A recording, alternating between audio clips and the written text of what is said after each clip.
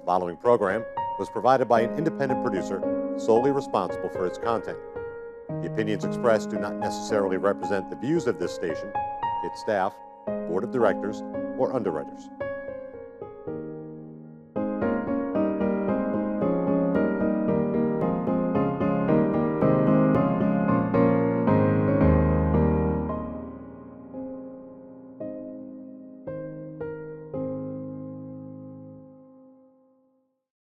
Hello and welcome to another edition of our program, CHW in Action, with your host, your CHW, Rafael Calderon. As always, CHW stands for Community Health Worker in Action, because I'm always in action trying to bring you, the community of Nashua, the state of New Hampshire, and now the whole New England region, information on how to live a healthier lifestyle. And I always like to invite guests to my show that know more than I do about a whole bunch of things. So today I am very proud to have back at the TV show Mike. Mike is the guy with the coolest tie in Nashua, and I haven't forgotten that. Okay, so let's say hi to Mike. Mike, how are you? Rafael, good to see you again, my Good to see friend. you How too. are you? Long time no see. Yeah, I like your introduction. You are always in action. It's the only way to be. It is the only way to be. I love that. Yeah. Well, thank you for having me on today. I appreciate that. I'm honored that you're here, because I know you're doing so many good things. And I always say that United Way does so much for the community. Well, thank you. I want everybody to know, and I want to support them any way that I can. We would like to think that we do, and we do. I have to say this is a little bit strange because I'm used to sitting actually in that chair and having the interview person over here, but we've been doing a lot of that with our own show. So that's one of the things I wanted to mention. The show that we've been doing is a little bit different, but I got my inspiration from you to do a TV show here, and we started thinking about what's missing in the community access space. And the one thing that occurred to me is that there are a lot of opportunities, I think, where companies want to give back, or they maybe say they want to give back. I'd like to call them on that. And so what I do is interview like local business owners, business leaders who do actually participate in the civic life of our community through philanthropy, and talk about what do they do and how do they do it, and what does it mean to them, and what's the business case for giving back. And it's been very successful. We've had some really good interviews with people from the hospital and from Liberty Utilities and from local, just a variety of local business owners. So it's been good. I've heard very good things about it. Okay, so I'm hoping I can be at the level of Mike, so I can be Mike's TV show someday. Okay. Well, I'm only kidding with you, Mike. We'll have to see about that. I wanted to put you on the spot. But I like the Rafael show better, actually. Well, thank you very much. Thank you. Now, I know you, the whole community of Nashua knows you, but now this show is syndicated, and I have people in Rhode Island and Connecticut watching the show. So please tell us who you are and what you do. So, as you said, you introduced me. I'm with the United Way here in Nashua. I'm actually the head of our local United Way. What do? We, in the community, our mission is to fight for the health, education, and financial stability of every person in our community. So those are the three areas we really focus on: health, education, and financial stability. When I say that we fight for those things, we are broad fundraisers in the community, and we go through a process which is very deliberate of deciding how to invest the money that we raise in strong community partnerships that make a difference. So I'll give you maybe an example on the health front, a couple of examples actually. And one of the things we know and we learned from our recent community needs assessment is that access to health care in our community can be really challenging for some very specific demographics. Yes. And in particular, our community, when I think of our community, we're really Greater Nashua. So we go as far east as Litchfield and Hudson, and as far west as Wilton, Milford, Lineborough, Mount Vernon. So some of the areas outside of the city of Nashua get pretty rural. So you think about like Wilton, for example. It's pretty rural out there. And there are a lot of people out there who also are aging as well. We live actually now in the third oldest state in the country. Really? I didn't know that. We do. And we're older than Florida. People really are like, I'm We are? surprised. Yeah. So actually, the second oldest state in the country is Vermont, and the oldest country in the state is Maine. So we're actually the oldest region in the country, and so we have an aging population living in a rural community. And there's also a tendency for that elderly population that's living alone to also be poor. Right. So a lot of that has to do with how we assess property taxes in New Hampshire in particular. So let's imagine a hypothetical person, Aunt Betsy.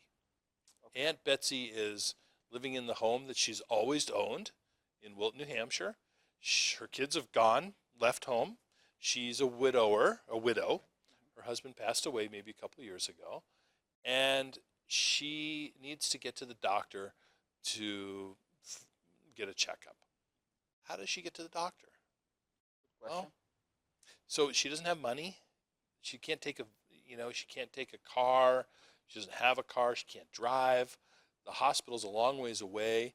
So one of the things that's likely to happen is she's going to maybe have one of those things around her neck, that says like I've Life fallen. alert, Yeah, I've fallen and I can't get up, right? Mm-hmm. And so she falls and hurts herself, and the ambulance comes and takes her to the hospital.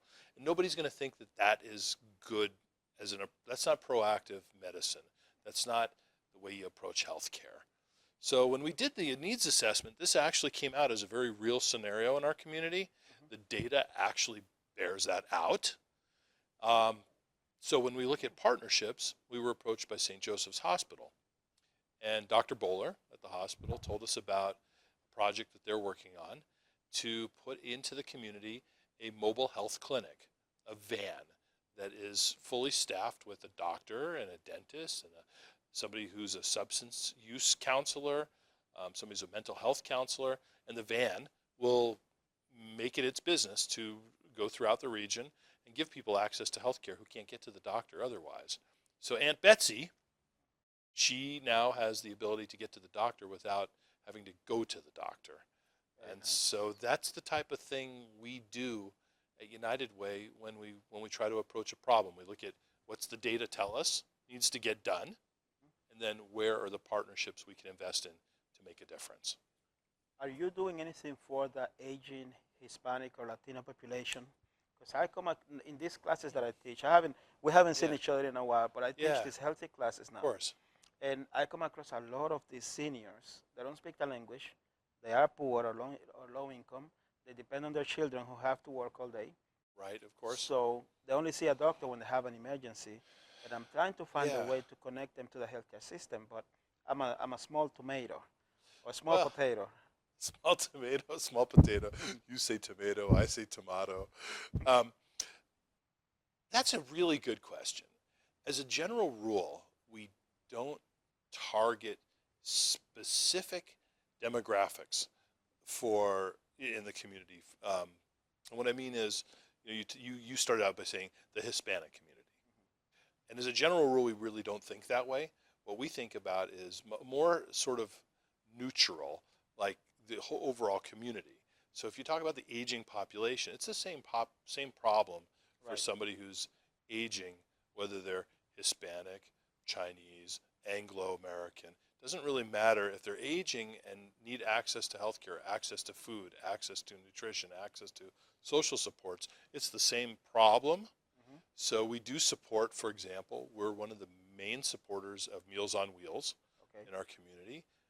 Roughly half of the meals actually that are provided in Greater Nashua by Meals on Wheels come from funding from United Way. Nice, I didn't know that. Yeah, that's a very important aspect for us. And Meals on Wheels, we look at that as not just food, but it's also a lot of the people who receive services from Meals on Wheels never see anybody besides the person who drops off their food. So there's a social connectedness that's very important about that. Right. And we invest in that. The Caregivers is another one. The Caregivers is an organization that takes that same population of people who are homebound, elderly, low income,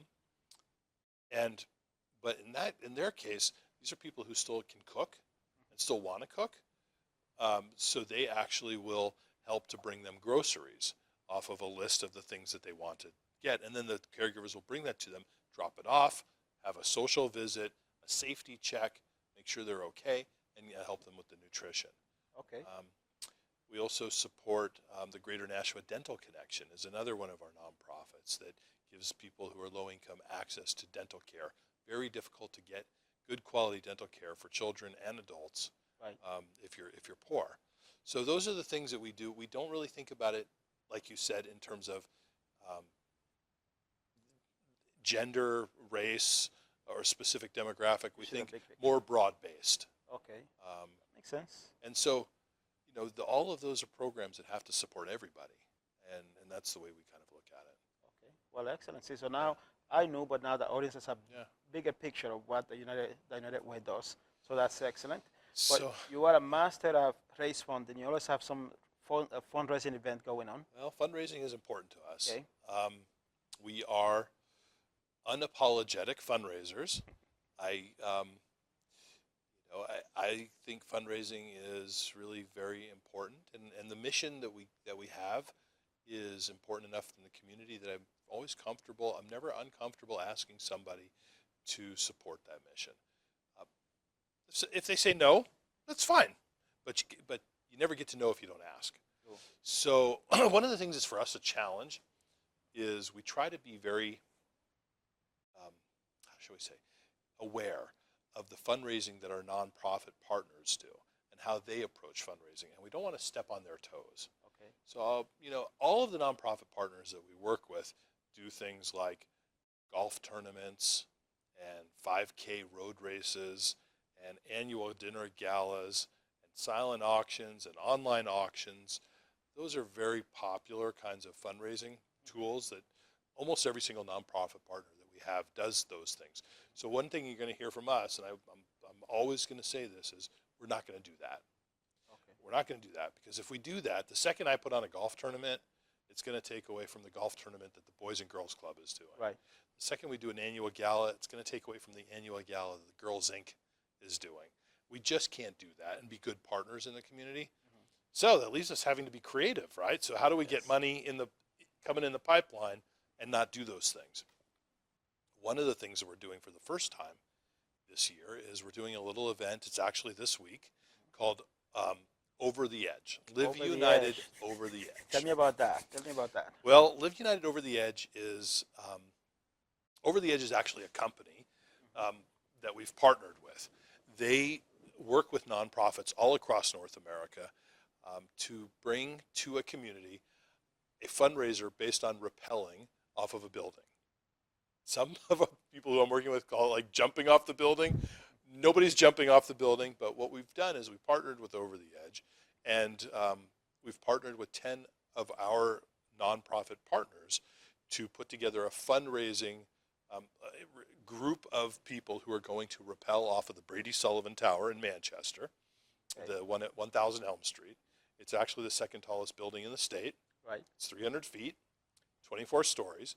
We have 70 people who've been fundraising for that.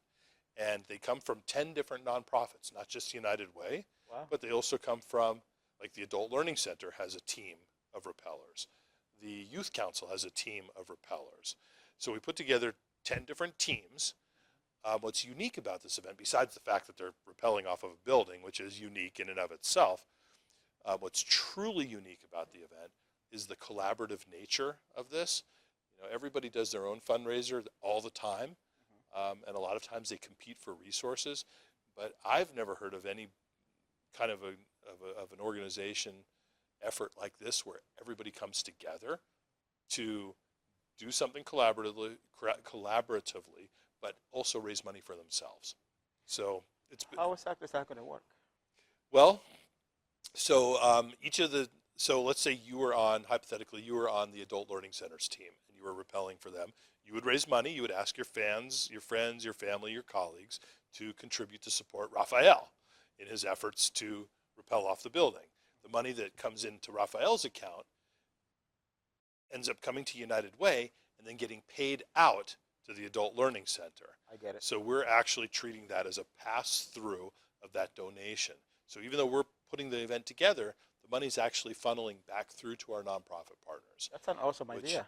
Yeah, I think it's great, and so far the results have really borne it out. I wrote on a post-it note while I was running out the office. Nice. Well, as of right now, and this is literally as of within the last hour or so, we've raised over $120,000. Congratulations. Our original goal was 106, so Wow. we're well ahead of that. We've had, what's really astounding to me is we've had almost 1,500 donors to this event, to the 70 people who are doing this. Wow. So, and those are 1,500. A lot of those are new donors, people who've not really contributed before. So they're supporting the community in a way that doesn't compete with all of the other fundraising activity in the community. I love that idea. I love the idea too. So it's going to be on Chronicle, which is awesome. Nice. We have a VIP team that's going to be rappelling as well. Kelly Ayotte, Senator Ayotte, is going to be on the team. Jamie Staten from WMUR is rappelling. Mrs. New Hampshire 2017 is Really? rappelling. Yeah, the mascot from the Silver Knights, Sir Sterling, is going to be rappelling in his costume, in his outfit, with the big head. I'm not sure how that's going to work yet, but we'll have to see. It's going to be just fabulous. Wow. So that's this Thursday and Friday up in Manchester. Anybody who wants to come can come and watch it. It's going to be open to the public for viewing, and should be pretty great. That's going to be very nice. Yeah, pretty exciting. So another event I wanted to mention, when you talk about fundraising, something we did last year for the first time was, and very different than the Over the Edge, was we did what we called United We Sleep, to end homelessness and hunger. And you actually came and participated in that, Yes. Which was fabulous. So what that event is, there's a homelessness problem in our community that is fairly hidden. Nashua is a pretty affluent place. But there is homelessness here, and a lot of it tends to be the kind of homelessness that you don't see. So just for example, we have in the school district of Nashua, we have over 300 children who are homeless. Children that are 300 kids under the age of 18 Wow. that are homeless Wow. in the Nashua School District alone. Now, the Department of Housing and Urban Development wouldn't call all of them homeless because their definition of homeless is really limited to somebody who's in a shelter or living in a car or under the bridge, but not, or in a hotel.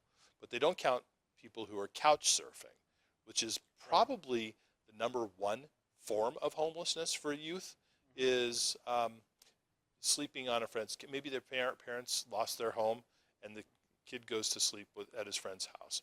From one night to the next, he might not know where he's sleeping, he or she might not know where they're sleeping, so we call that housing insecure, which from our perspective at United Way, that's homeless, and that's a problem. So this event is really geared towards creating an experiential kind of an environment where people can learn about homelessness. We have a program which is this year going to focus on youth homelessness, mental health issues, human trafficking, which is a big problem in New Hampshire. I've heard about that. It is, and there's a lot of new research that's coming out about human trafficking as a problem in our state, as well as we're going to do a poverty simulation, which should be pretty interesting. How do you get through a month making the kinds of decisions you have to make if you're, do I send my kid to band practice or do I pay the electric bill?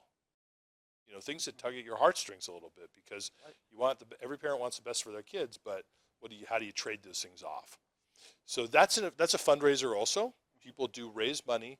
I always tell people it's like the worst invitation you're ever going to get, because you're going to get an invitation from Mike to sleep in a box on Amherst Street overnight in front of the community college.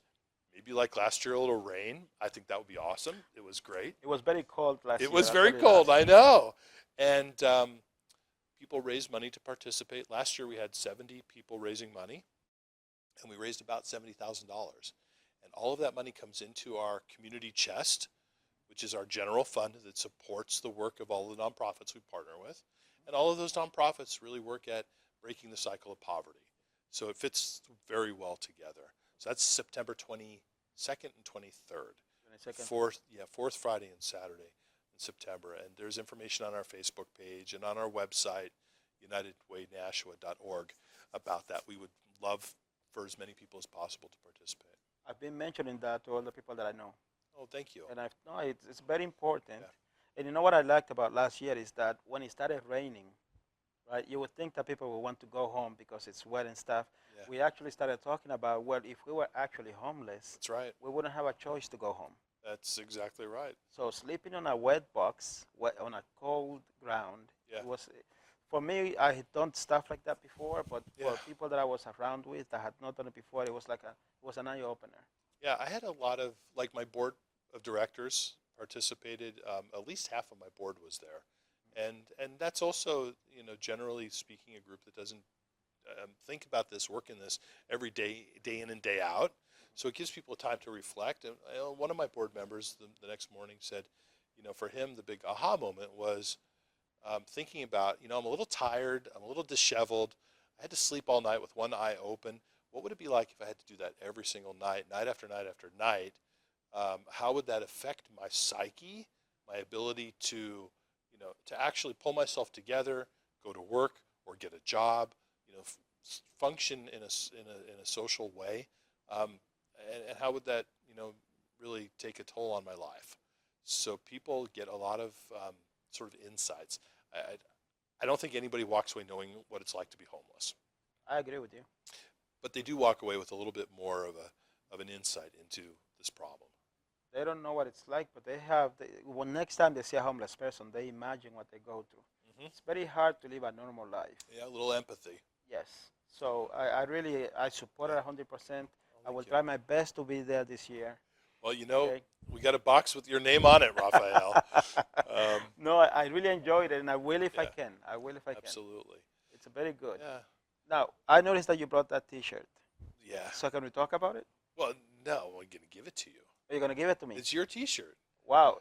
I always wait till Come on. the end of my See show. what this man is so cool. You see how it's so cool? So I always wait till the end of my show, and I always say, everybody who comes on the Mike show gets a gift. But because it's United Way and we're a nonprofit, nobody ever gets a very good gift. So I thought I'll bring Rafael Wow. a shirt as well. So I'm going to present you at the end of the show. I am That's touched, your okay? T-shirt. Well, of course. So I guess the one other thing I wanted to mention about United Way is we've been doing a lot of outreach, giving opportunities to people to connect better to the community. One thing we've been doing is I do a weekly radio show now. Nice. So every Monday morning on WSMN 1590 AM, we do a show called United Way Community Connections. And each week I interview two different nonprofits from the community. And we talk about, it's an hour-long show, and we talk about their missions and what's important to them and how they make a difference in the community and how people from the community can learn more or donate or volunteer or get involved. And I've found that there are a lot of people in our community that have absolutely no idea about all of the great opportunities there are to jump in and get involved. And that's sort of the whole point of that show, is to connect people to the work of our nonprofits in Nashua. I don't care who the nonprofit is or what they do. If they do work in Greater Nashua, as far as I'm concerned, they're in and they're invited to come on the show. I'm going to spread the word, I appreciate that. and I will listen to it. I didn't know. Yeah, well, it's a lot of fun. I have to say, I never really thought of myself as a radio personality, but it's actually a great time. So you should come on the show. I'll be happy to. Well, Okay, you tell me, okay, I'm going to put it on my schedule Yeah, because I'm doing a lot of stuff behind the scenes. yeah, I mean, I don't know if you noticed, I'm not as in the public as I used to be a little bit less. Okay, a little bit less, but I'm doing stuff. I came here from meeting with a couple of community members, trying to get one of these healthy classes going. So I'm still involved. I still love Nashua. I'm just not out in the open anymore. Nashua's a beautiful place. Lovely It is. Place. You know who I had here last week? Bruno. I always see it on your Facebook page. I see the picture of Bruno. Bruno's great. Brazil Fest is coming up, which is Yes. very exciting. We love Brazil Fest, and it's a great way that group supports LIFA, which in turn supports One Greater Nashua, which is connected into the United Way. It's all the great circle of life here. It all comes together. So it does, for sure. And I have Mariana coming in next. Okay. So we can talk more about the Brazil Fest. That sounds great. See? So Mike, I told you at the beginning, this is all about you. So we're sure. coming close to, because you guys do so much. Well. So anything that we have left out, anything you want to mention? Hey, well, God, I mean, there's a million things we could talk about. But I think we only have a couple minutes left, so we won't cover the whole thing. I would say, really, what I'd really like to touch upon is anybody who's interested in giving back to the community and getting involved, we'd like to be sort of a portal for them to do that. So I don't necessarily care if somebody wants to volunteer in the community. I really don't care if they end up volunteering at United Way or anywhere else. If they just want to know, how do I step in? How do I get involved? Reach out to us at United Way, and we'll connect you to a great nonprofit that would love to have your talent, your energy. We're trying to be sort of a very neutral nonprofit in that way, one that supports the whole community and all of the work that takes place in Nashua, not just traditionally the United Way thing. It's really the community thing. So I would say that for sure. Anybody that wants to get involved with United Way, this is a great time to do that as well. We have a tremendous amount going on with different types of events, different types of fundraising, different marketing approaches. There's just a million ways to get involved. We've got a fabulous board. I've got 27 members on my board of directors, and they're just incredible, the work they do and the contributions they make. But we would also always love to have new volunteers coming in and helping us out. Okay. I'll be happy to spread the word. Okay. So Rafael, this is for you. Wow, I am I didn't know what touched. size to get, but these do shrink a little bit. I think this might be too big for you. But so congratulations on your newest Live United shirt. It's probably, you can put it in your collection. I bet you already have a couple of them. Thank you very much. I do, right, but this friend. one's special because you brought it to my TV show. Very nice. Look at all this. Yeah, well, that's from last year from when we did our Day of Caring. We put all the sponsors on the back, which are great. Check it out. Great partners of ours. I'm going to do all that I can to get my nonprofit back here. That sounds good. Okay. We'd love to have that. Very nice. I am touched. Mike, it's always a pleasure to see you. All right, we'll do lunch here sometime soon. Let's do that. Let's not wait so long to get back in touch. Hey, you know, I ate recently at the Saigon Sandwich. Have you been there? I have not. On South Main, just south of, you got to go there. Saigon Sandwich. We'll go there. I know you like the Dominican food, but I can tell you, if you like Vietnamese food, that's the place. It will be on me. All right. Thank you, Mike. Or me. Okay, very good. And thank you, audience. Thank you for watching us. As you can see, he didn't wear his tie today, but he has a very cool tie. He's a very cool man, does a lot for the community. Get involved, participate. If you want to do anything in the community, like Mike said, it doesn't have to be just a United Way. It could be any nonprofit. Nashua is one community. You have like many different people doing different things, but it's all about the community. Okay? And just for the record, I'm behind the scenes, but I'm doing a lot too because I believe in the community. I love Nashua. I live in Manchester, but I call Nashua my home. And it's always an honor for me to get involved and be around people like Mike and the people at the United Way. So with that said, thank you for your time. We appreciate it. God bless you. Have a good night.